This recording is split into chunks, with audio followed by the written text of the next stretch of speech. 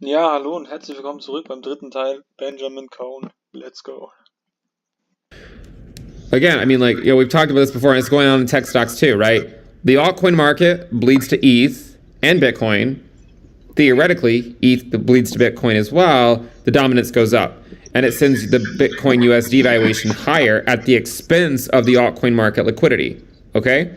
At some point, the altcoin market liquidity can no longer sustain the Bitcoin price, right? And then when Bitcoin rolls back over, which again, I mean, like you might say, well, what if it doesn't? Well, I mean, it already has some degree. It's already dropped $5,000. Now, it doesn't mean it's going to have to keep going down, but the idea is that as Bitcoin rolls over, the altcoin market gets even more wrecked.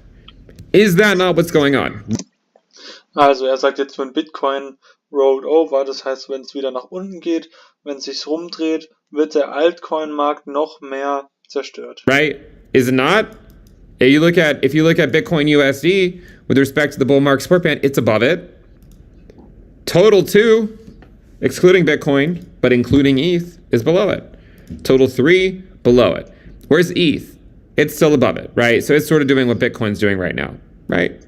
It's a blue chip, right? I've said before, I think ETH is a blue chip. I still think it bleeds back to Bitcoin during this phase, but technically speaking, based on, well, maybe not technically, but in my opinion, it's a blue chip. So we essentially have this dynamic where this liquidity from the lower liquidity assets are seeking out the relative safety of the higher liquid assets, right? Because in times of economic uncertainty, which I mean, I guess times are always uncertain, but in times like this where there's plenty of macro stuff to talk about, inverted yield curve, high inflation, a more hawkish Fed than we've seen in 40 years, people are going to seek out the relative safety of the blue chips within that asset class, right? Now, a blue chip to you might be different than a blue chip to me. And, if you're in one market, people that are not in crypto would sort of scoff at the idea of calling Bitcoin a blue chip. But it's all about within the asset class that you're interested in, what is the blue chip considered, right? And in crypto, it's Bitcoin. And in my opinion, Ethereum, although there would be a lot of people that would say Ethereum is not, I would say Bitcoin and ETH are in fact the blue chips of the cryptoverse. Also wenn die Zeiten wie jetzt wirtschaftlich nicht gut sind und die Federal Reserve wirklich stark die Zinsen anhebt und wirklich den Markt quasi hier schon zwingt zusammenzubrechen, dann sind die Blue Chips, also für ihn Bitcoin und Ethereum, zumindest im Kryptomarkt, also wenn man einen anderen Markt anschaut, Aktien oder so, dann sind wahrscheinlich Bitcoin im Vergleich keine Blue Chips, je nach Gedankengang, aber Bitcoin und Ethereum sind halt eben die sichersten Häfen und vor allem Bitcoin ist nochmal sicherer als Ethereum und hat vermutlich auch weniger Downside als die Altcoins inklusive Ethereum. Deswegen macht es aktuell keinen Sinn, in was anderes rein zu investieren als Bitcoin. I mean, the other stuff sort of comes and goes, but that's my opinion. And the alt market, right? I mean, did it ever stand a chance?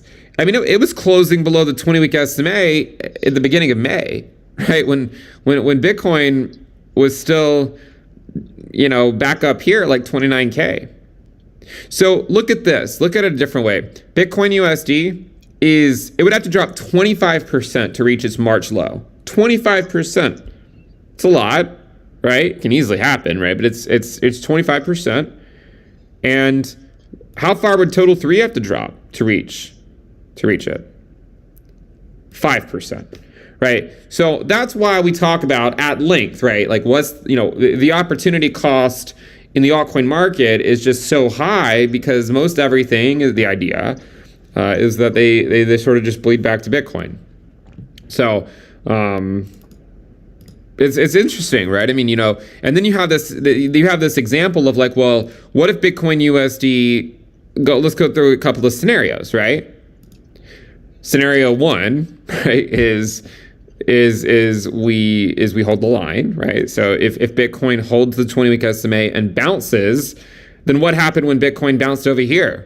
The dominance went up a lot, right? So Also sagt, wenn Bitcoin es jetzt schafft, die Bull Market Support Band zu halten und tatsächlich nach oben steigt, sagen wir einfach mal 35.000 oder 38.000, dann ist es trotzdem wahrscheinlicher, dass die Bitcoin-Dominanz nach oben geht und damit die Altcoins im Gegensatz zu Bitcoin schlechter dastehen.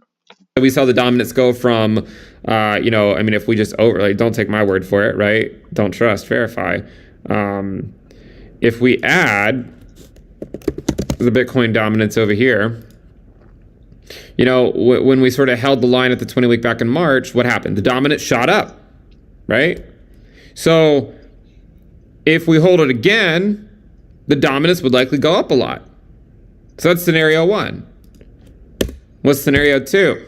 We don't hold it, right? And we fall below it. And what do you think happens in that environment? Well, history shows that normally when we get that weekly close below the 20-week, the altcoin market bleeds profusely against Bitcoin. Think about what happened once Bitcoin had these weekly closes back over here in December. It was right here when we talked about, look, we had a weekly close below. It's typically a smart idea to get out of the altcoin market, right? Especially when it shows the inability to get back above it, right? And you can see throughout all of December, we tried, and I was open to the idea, but it didn't happen. And then we got rejected. And then we talked about, look, altcoins are too risky, right? In Q1, altcoins are far too risky because if this bear market continues to take hold, the altcoin market is just simply going to go down against Bitcoin for what? 18 to 24 months.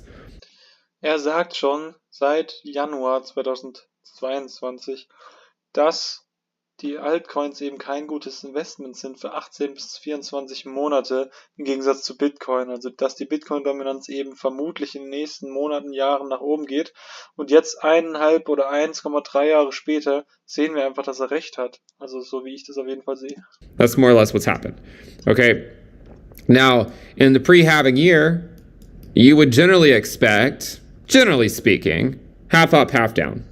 Generally, right? I mean, look, you're don't take it to the bank. They're not cashing it in. But look at 2019 year-to-date ROI.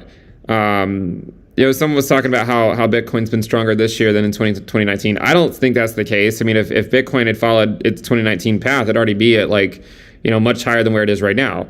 In fact, Und jetzt vergleicht er die Jahre 2019 und 2023 und man sieht ganz genau, dass 2019 Bitcoin stärker performt hat prozentual als dieses Jahr. Arguably is following a more tempered version of it, more say like an average of 2015 and 2019. And even then, I mean, maybe that's too optimistic, right? I don't know. But again, what I've said many times, right? I've said this many, many times. If Bitcoin is going to push higher this year, I think it needs to do so in the first half of the year, okay? I think the latter half is mostly going to be reserved for fading whatever these moves are. And we could have already started that fade. It doesn't have to follow what it did in 2019. I think it's sort of a common misconception. People say it's going to have to follow it. But look, we have two pre-halving years to really compare to. You have 2029. We're in 20. Also vergleicht gerade immer noch die Jahre 2023, 19 und 15. Und er hat gesagt, dass halt, wenn überhaupt Bitcoin nach oben kommt, dann im ersten halben Jahr und wir haben jetzt noch einen Monat. Oder eventuell sind wir auch schon am Faden, also am wieder zurückkommen, dass Bitcoin leicht runtergeht, so wie wir es jetzt auch die letzten 4 Wochen gesehen haben, sind wir immer ganz leicht wieder runtergegangen und dann kann das Sommerloch auch kommen und da passiert dann wieder nichts. Aber das soll es auch erstmal gewesen sein vom Teil 3. Wir sehen uns gleich in Teil 4. Bis gleich. Tschüss.